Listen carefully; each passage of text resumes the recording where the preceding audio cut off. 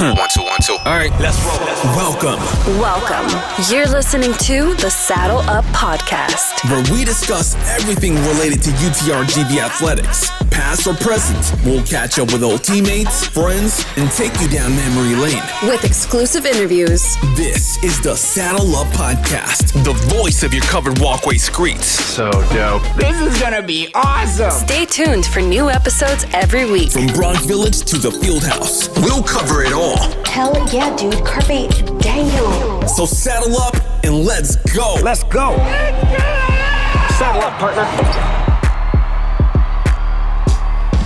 Hey guys, what's up? You're here for another episode, and this week I've got the co-host, my good friend G Garza. G's in the house. What's going on, G?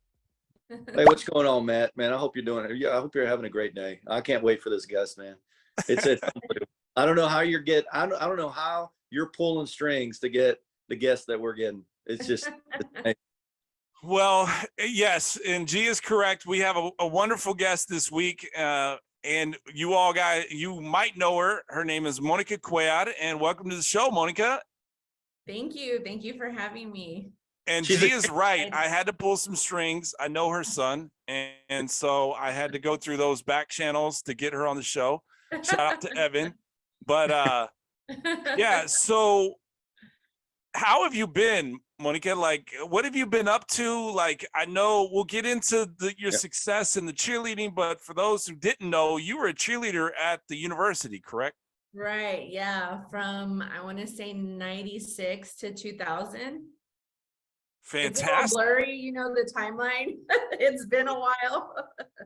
Yeah, so cheered there. Charlie was there, Betty, Alex.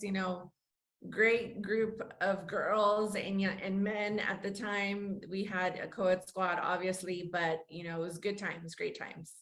Yeah, that was and you were a cheerleader for how long? You were 2 years, 3 years maybe? It was 3 years. Yeah, it was 3 years. Yeah. Because I came in on like the latter part of, I think it was 96. So I didn't get that full year, but 3 full years definitely. Wow.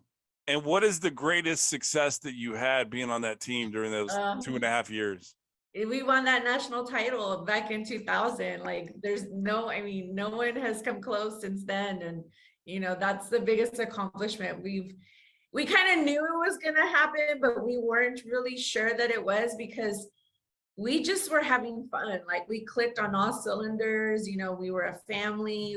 We just got along so well that when we went to compete, it was like we weren't expecting to win. And I think that's just what made it bittersweet. That's great. Like the fact that you said we knew we were going to win, like that's a superior mindset right there. Like we knew we were going in to win, but yeah, to actually hear it voiced. We knew we were, but we didn't really think we were. You always hope you're going to win, but right. you kind of felt that y'all were clicking. Right. And you always had it in the back of your mind that if we go in there with this mindset, this might happen, right? Yeah, exactly. Yeah, exactly. That's exactly how it felt. Yeah, I know we want to, I'd love to dive right into what that experience was like. Like where did you all go? What did you all have to do? What did you, just a lot of people that aren't into cheering or cheerleading, kind of give them that little journey as to what it takes to be a cheerleader, especially at the Division I level. Yeah. Hold on. Before you answer that question, answer this question. Is cheerleading a sport? Yes, it is. Okay. And now continue. Go ahead. A whole debate about that, but yeah, it is. It requires a lot of like strength training. Like you're picking up people that weigh just as much as you or more, and not just at one level, at 2 or 3 levels. And the journey is very different than what you typically would go through. At the college level, you have to submit your video. Like you put in, short little snippets of routines that we want to submit, make sure that they're legal, make sure that, we're not breaking any type of rules. And then from there, we kind of like go through a process. And at the time, I'm sure the process has changed since then, but at the time we did have to submit video. And then from there, we start preparing for our routine. It's a whole year for 3 minutes, 3 minutes is the video. We're changing, 3 minutes is a routine, and we're changing stuff because stuff isn't sticking. And it got to a point where it was just like clockwork. Things were sticking. We weren't dropping anything. We went to Florida. And the funny thing about the whole trip is that everyone is so stressed out. Like everyone's walking, like focused and like not talking to anybody. And we're on the practice mat waiting, to go to the prelims, because you do have to qualify before you go to semis and finals. And we're just having a good old time, laughing, taking pictures, and everyone's looking at us like, who are a bunch of these Mexicans over here? Like, just, they're all the same height. The guys are the same height as the girls, like, and they're just having a great time. We're taking pictures. So we go into prelims and we nailed it, like didn't drop a stunt or anything. And we were just like, this is awesome. And we're like, we're not going to make semifinals, but we kicked butt. Like we did great. So they started announcing semis and we're like second, and we got deducted like a few points. And we're looking at each other like, holy shit, like we're second, we're in semis, like, okay, we're doing this. So we go to semis, and again, we're just having a good time. Is it the same routine, like same from qualifying? Every single time. Every time? Okay. Same routine.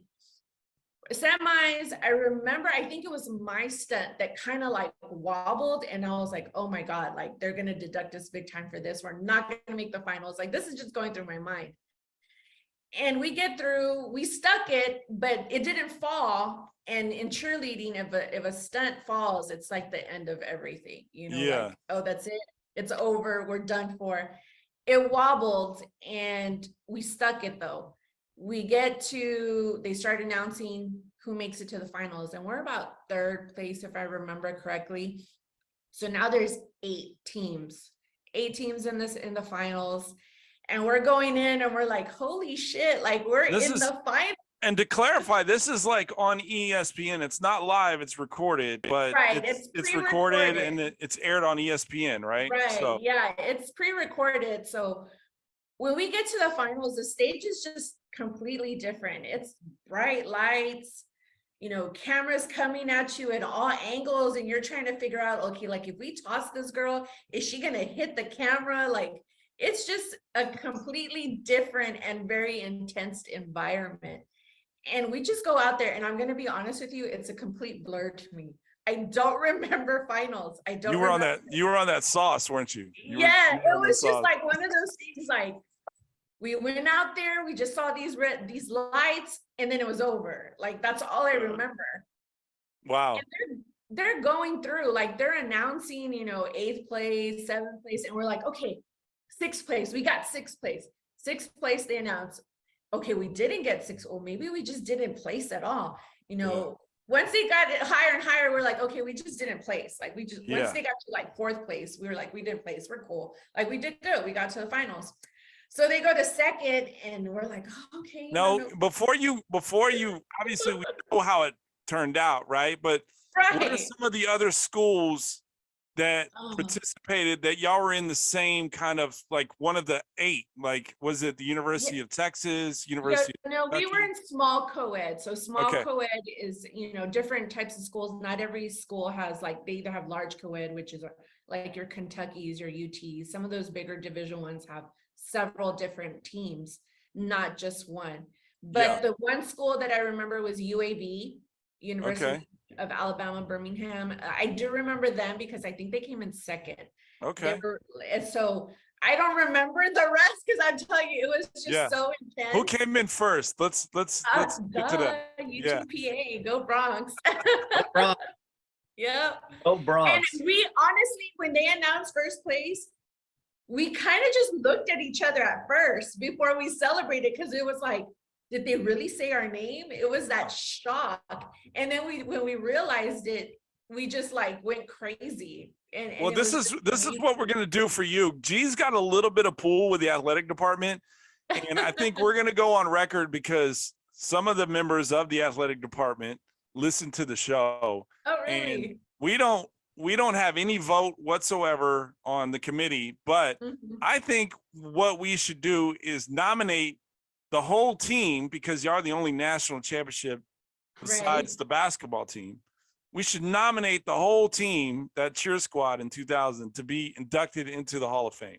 That would be awesome. Chase, if you're listening, shout out to Chase. I'm going to send him this little clip, but the cheerleading team needs to be nominated. Shout out to the cheerleading team.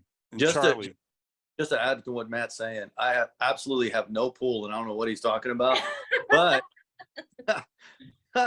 I do agree that we should nominate the entire team.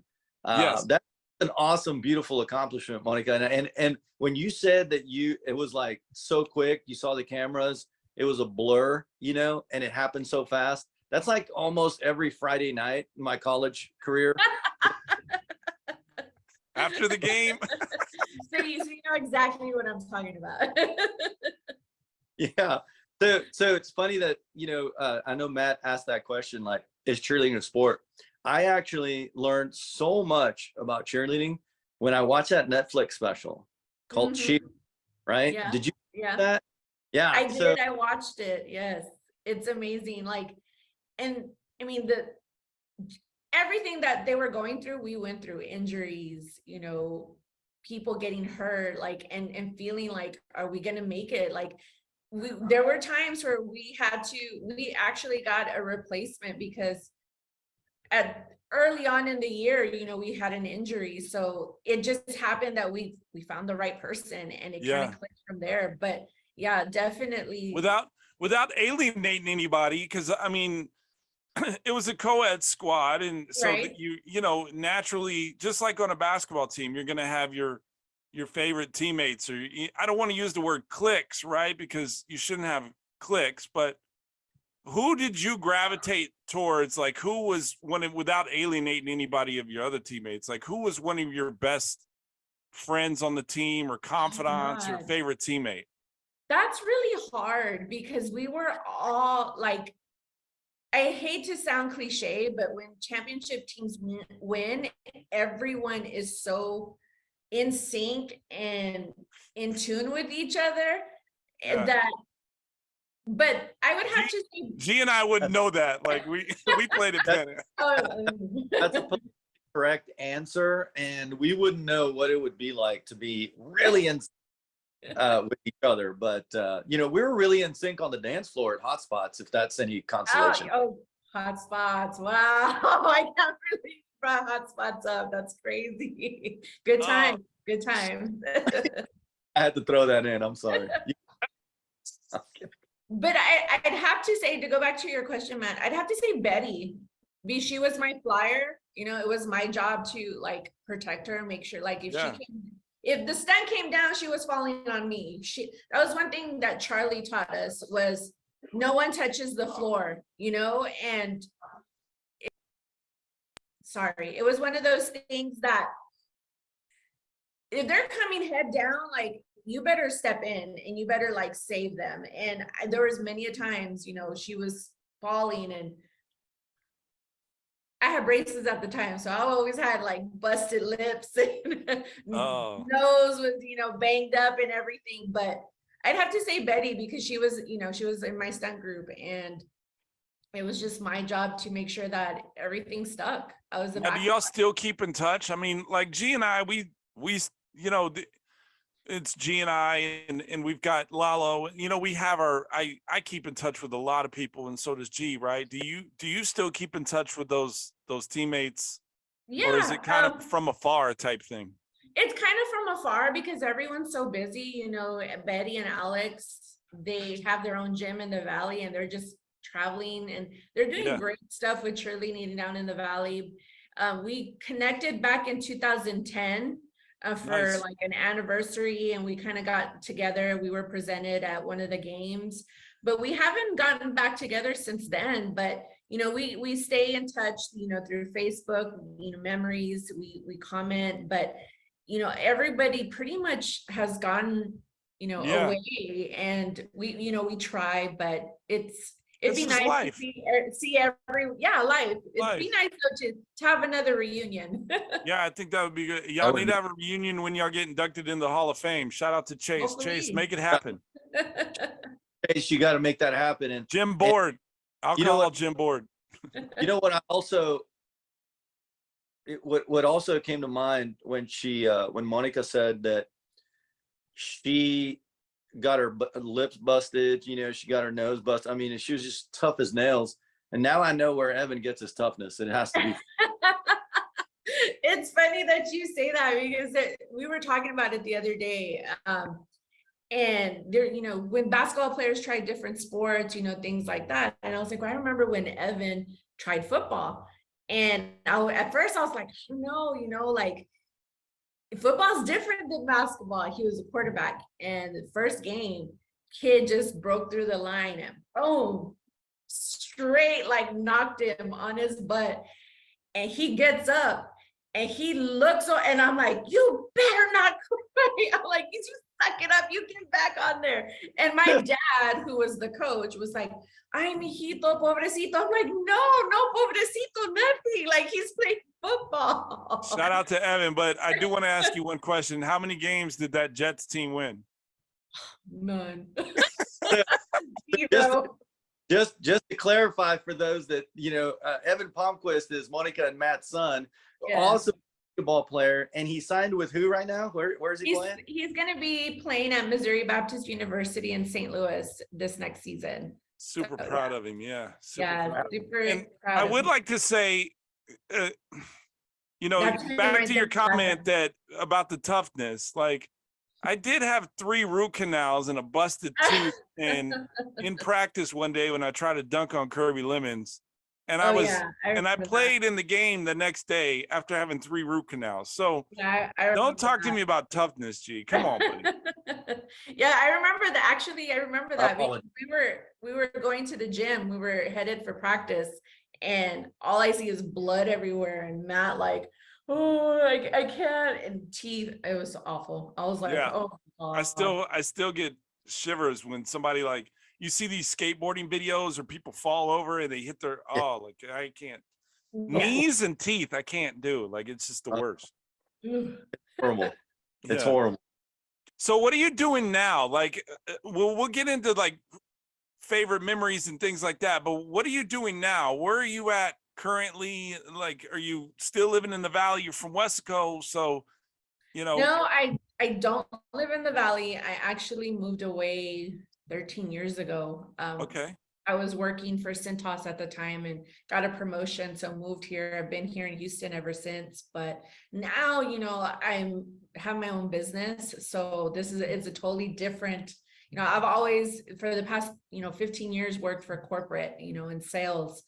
And now I'm running my own business. So it's very, very different. It is different. But I love it. I love it because I'm doing what I'm passionate about, which is working with, athletes and working on recovery. And Elixir is the business that we own, and we focus on post, workout recovery and really preventing injuries. Both of y'all play basketball, icing your knees, we put our body through a lot. And as we get older, it gets harder. So it's just trying to teach these kids, because they're playing sports a lot longer than what we were when we were their age, and take care of your body, and recovery is really important. And that's what we focus on. We really educate them. That's what I really, want to focus on when in my business, when athletes come in, is educating them on how to take care of themselves. Now, Monica, kind of elaborate on that recovery part, because when I hear recovery, I'm thinking, how am I going to recover from this 2-day bender?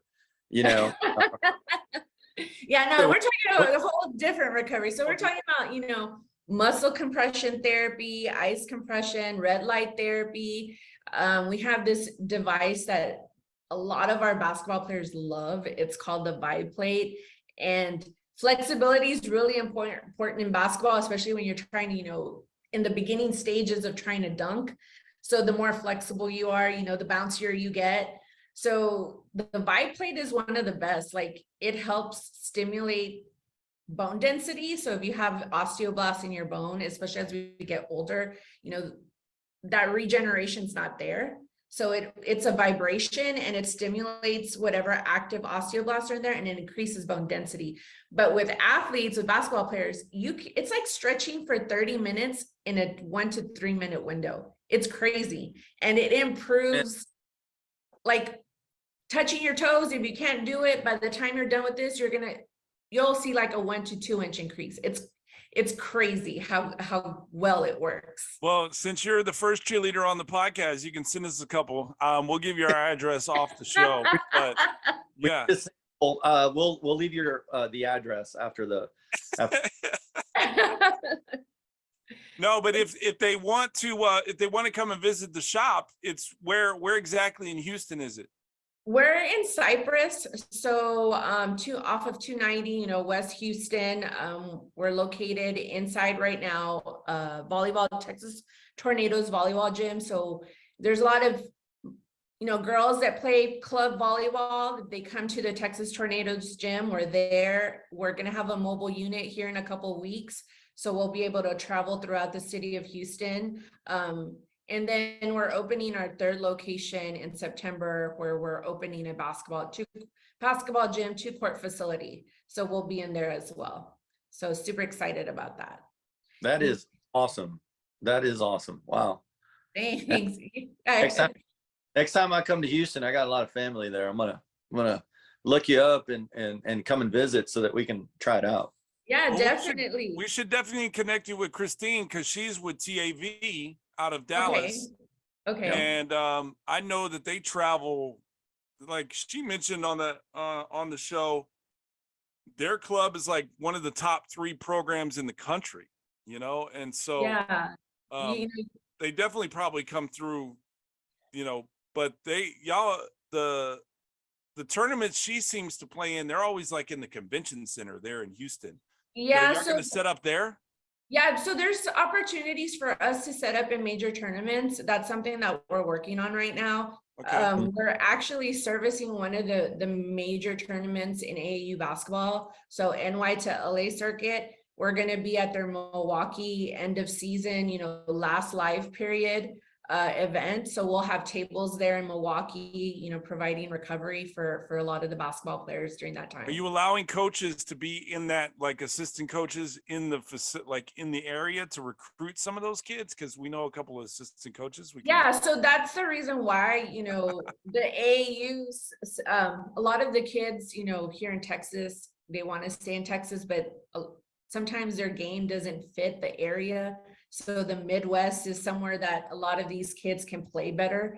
And that's why we focus, going out that way. But yeah, I mean, there's going to be a ton of teams out there. And we were at it last year, not with Elixir, but we're excited that we're going to be there for that event as a business. Wow, that's awesome. Congratulations. Thank you. Yeah, it took some negotiating, but we got it done. Oh yeah, if anybody can get it done, I know you can. So you've definitely been a go-getter ever since I've known you. So thanks, I appreciate that. So let's kind of backtrack. Favorite place to eat while you were at the university? Oh God, Subway. I'm not gonna lie, Subway was my favorite place to eat. Wow. It was right across the street. You looking for a sponsorship? I'm not gonna lie. I remember going to Subway like almost every day because $5 foot long, like that's all I had in my pocket. It was right across the street. I didn't have to go that far. And then second would be Pizza Hut. Pizza Hut was there too. So yeah, I remember y'all always going as a team to Pizza Hut. I remember those days.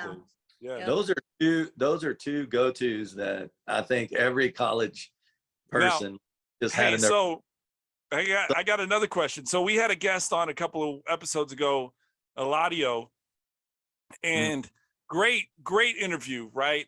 But he had no car at Pan Am, and I'm sure a lot of us didn't, right? Whatever. But did you have a car when you were in school, and what was it? I did. I had a Dodge Neon. It was a little green car. Did it have a name? I could afford at the time, and its name was Karopi. Karopi, So if you're familiar with a Hello Kitty, the Sanrio, so the little frog, that's the name of the frog, Karopi, and he looked like, my car looked like the little frog. It was green, itty bitty thing, Dodge Neon. That's what I had. Now I know how Matt got around. Yep. No, I had a Saturn, remember? Matt I had that, the Saturn, the black Saturn. yeah, it Low was like to a the navy ground. blue. Yeah, it was Yeah. a navy blue Saturn, man. It was kit. Yeah. It looked like Knight Rider, kinda. You know, so Old Faithful. Old Faithful. Right. I remember you that had a Saturday. Jeep with like one headlight, right? I had, I had multiple vehicles. I would borrow vehicles from a lot of athletes, from, multiple people when my vehicle wouldn't work. Yeah. So Jeep that would spray water from the back because it was broken. So it was supposed to be the windshield, the back window spray, and the wipers would go off. Okay, so I had to tie the wipers to the antenna. It had no air condition, so we had 3 modes: high, medium, low, depending on where you put the window, right? And how fast you went. No AC in the valley. Are you kidding me? No way. That was brutal. That had to be brutal. It was. It was. And it seems like the heat has gotten worse over the years. So I can't even, I mean, it's hot in the valley, period, but no AC. So besides winning the national championship, name another favorite memory besides Subway and Pizza Hut, right? Like, what's something else? One of my favorite memories was when y'all played Gonzaga. That, I mean, oh man, this always comes up. I know it's bad to bring it up. And speaking of, say hello, Evan. Oh. Hey, Biggie. What's up? He's on his way to train. He's gonna go work out. But yeah, shout out to Evan. But that had to be the best game I've ever seen play at the field house. Like, it was so intense, it was so high level. It was the best, like, again, the best game I've ever seen in person. Like, that's that type of environment you see like at the Final Four, and we almost had it. I hate to do this to Lalo, but honestly, just like, what you mentioned about y'all winning the championship and it was kind of all a blur. Mm-hmm. Like, I remember I've obviously I know I was there but that game, as great as it was a blur to me. I remember bits and pieces, but it was a blur, and we give Lalo crap about it all the time, and I love him. He's a brother, but it wasn't on him. We had plenty of opportunity to put that game away, and it just kind of fell. It didn't happen. And I remember Lalo being at the free throw line, and it was so quiet. And I just remember like holding my pom-poms and being like, please make them.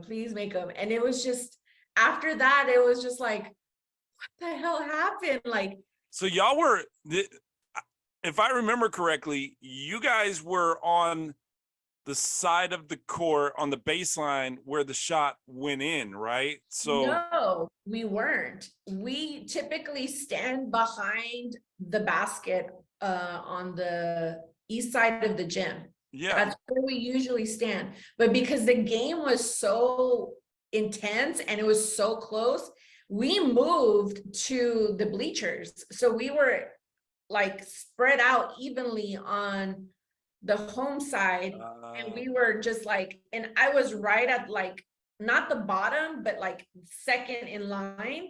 And we were all standing there, cheering, getting the crowd pumped up and everything. And yeah, like, it was, after that, it was like, the next thing I remember is the buzzer went off and he makes the damn 3-pointer. And I'm like, what the hell just happened? Like, oh my God. And everybody just were like, oh, like, it was, I mean, I'll never forget that. You want to know the worst feeling though? I mean, we lost the game, but the worst feeling was having to get up the next morning and get on a plane. And we got on the plane with Gonzaga. And so, that we had to share a ride up to Dallas with Gonzaga to that's go. Yeah, that was tough, but it was a good yeah, time. that has to be my favorite memory because it was collegiate basketball at its finest. Like it just was. And I love that. Monica, you have like a hidden love like for basketball. I think if you weren't in cheerleading, you probably would have been a point guard somewhere. Yeah, well, you know what? I played basketball in junior high. And I love basketball. It's a passion of mine. Like I get upset if I can't see the finals, like, or the, the playoff games. I'm like, okay, we gotta go. The Lakers are on, or the Warriors on, the Suns are on, like, and just being involved with Evan in his basketball journey, like, it's just a passion of mine. And I think because my dad was a football coach and if we were boys, we probably would have played football, but basketball was, the next thing that we could play. And I just fell in love with it. I wasn't very good. I was short, but, I just, that saying, those who can't do teach. Well, those who can't play basketball just love it. That's right. You follow it, you love it. Speaking of, who do you have? Who's gonna win it? Who's gonna call it right now? Right. This is exclusive. You're calling who's gonna win the championship. Good right now. They're the underdog.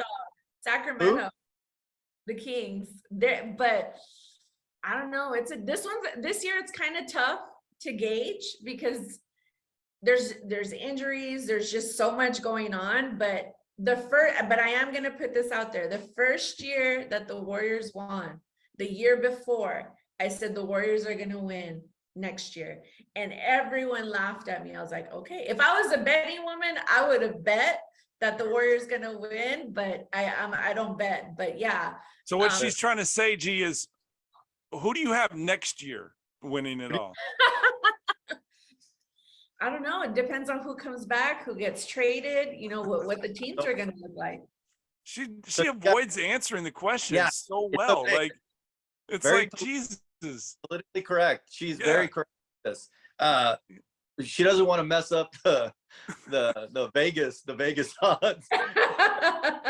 There's only 8 people that listen to the show, so Vegas is not paying attention to our show. You never know. That one person could be the difference. Yeah. So you got the Kings, Monica. Is that what you're saying? Officially. If it's me, the Warriors are my team. I know it's blasphemous, but I just love the Warriors. I love the way they play. I love what Steve Kerr has done there.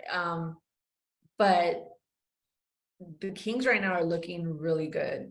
So you got the Kings. Yes, officially. I do. Officially. Yeah, I'm going to go. Monica Cuellar has the Kings as winning it all this year. Your episode is going to air on the finals. And it's going to be, if the Kings aren't in it, then you're looking really crazy right now. Or the Suns. The Suns. Oh. That's my second one. That would be my second choice. 1, 2. Hey, shout out to Mike Mancias, working with LeBron for the last 20 years. Yes. And of course, Monica didn't choose the Lakers, but Mike, I apologize if you watch this, if you see it, he is going to unfollow you on Instagram. So you know what? I love Mike, but the Lakers right now are breaking my heart. Like it's what I feel like Padme in Star Wars, where Anakin is going to the dark That's a side. first. Like, that is the first, ladies and gentlemen. My heart. Like that's exactly how I feel. That is a first, ladies and gentlemen. We had our first Star Wars reference on the podcast. Like that is amazing.